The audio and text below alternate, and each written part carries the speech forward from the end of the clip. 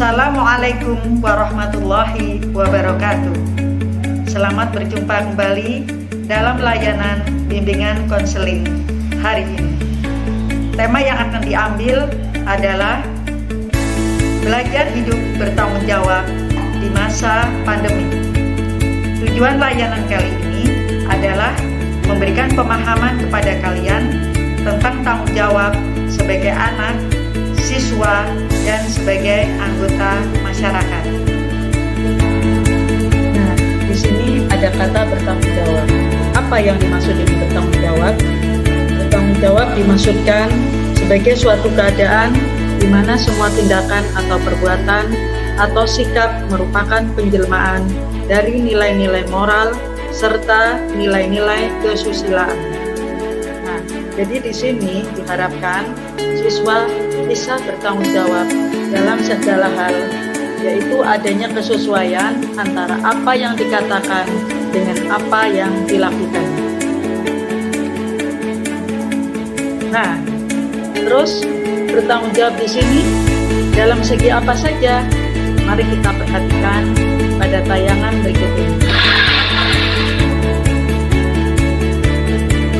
Bahwa siswa bertanggung jawab dalam kehidupan bersama masyarakat.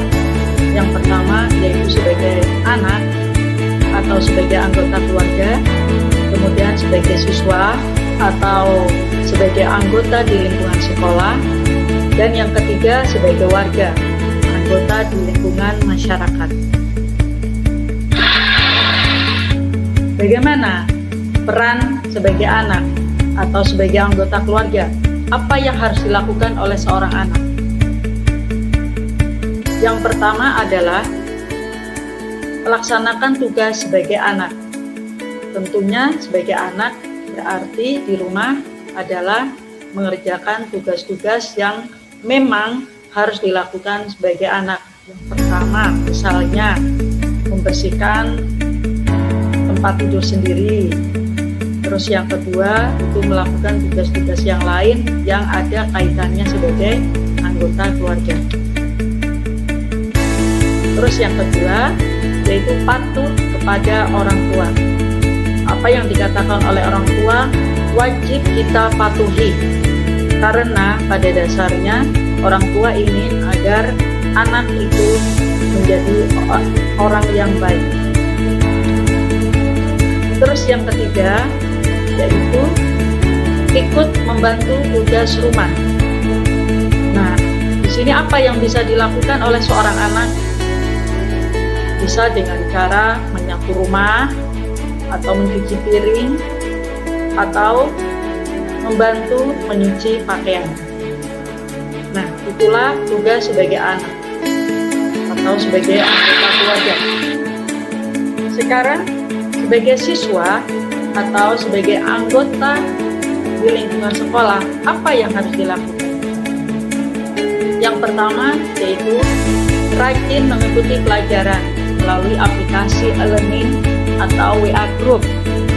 Karena di masa pandemi ini siswa tidak bisa melakukan tatap muka dengan Bapak Ibu guru, akhirnya siswa harus mengatur diri, bertanggung jawab, yaitu rajin mengikuti pelajaran. Dan di sini untuk pelajaran disajikan melalui aplikasi e-learning atau WA Group. Yang kedua adalah mengerjakan tugas dari Bapak Ibu guru. Biasanya Bapak Ibu guru memberikan tugas lewat aplikasi e-learning atau WA Group, atau bisa jadi lewat Google Form. Terus yang ketiga adalah memperhatikan penjelasan guru melalui aplikasi pembelajaran. Nah, di sini apa yang disampaikan oleh Bapak Ibu guru melalui aplikasi pembelajaran harus diperhatikan oleh murid. Dan apabila murid tidak mengalami kejelasan, bisa langsung menanyakan kepada Bapak Ibu guru lewat WA Group atau lewat WhatsApp. Kemudian yang keempat yang harus dilakukan oleh siswa yaitu menjaga sikap dengan teman di WA Group atau media sosial yang lain. Menjaga sikap di sini yaitu berupa perkataan, kemudian sikap menghargai pendapat teman di WA Group. Yang selanjutnya yaitu tanggung jawab sebagai warga atau anggota di lingkungan masyarakat. Apa yang harus dilakukan oleh siswa? Yang pertama adalah menjaga kerukunan antar warga. Jangan sampai terjadi pertengkaran atau perkelahian di antara para warga. Terus yang kedua yaitu menjaga kenyamanan di lingkungan tempat tinggal. Nah, di sini kita harus menjaga kenyamanan dengan cara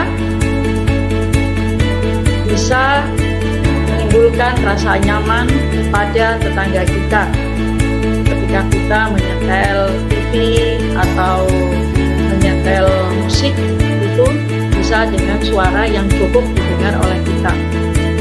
Terus yang ketiga yaitu menjaga protokol kesehatan dengan menerapkan 5M. Yang pertama yaitu mencuci tangan, yang kedua memakai masker, yang ketiga menjaga jarak, yang keempat menghindari kerumunan, dan yang kelima yaitu mengurangi mobilitas.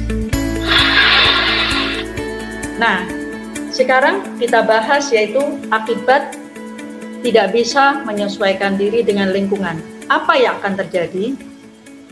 Nah, di sini menimbulkan masalah pribadi.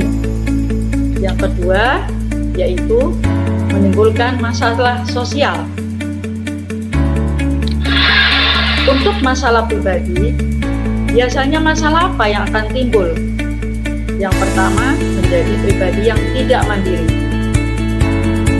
Yang kedua yaitu menjadi pribadi yang pesimis atau tidak percaya diri. Masalah sosial yang pertama yang akan timbul yaitu konflik dengan orang lain. Dan yang kedua yaitu dijauhi oleh orang lain. Nah, itulah yang bisa Bufa terangkan melalui tema hidup bertanggung jawab di masa pandemi.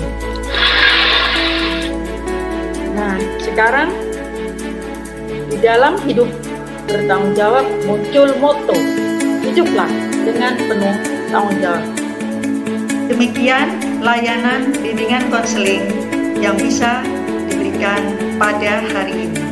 Semoga bermanfaat untuk kalian semua. Wassalamualaikum warahmatullahi wabarakatuh.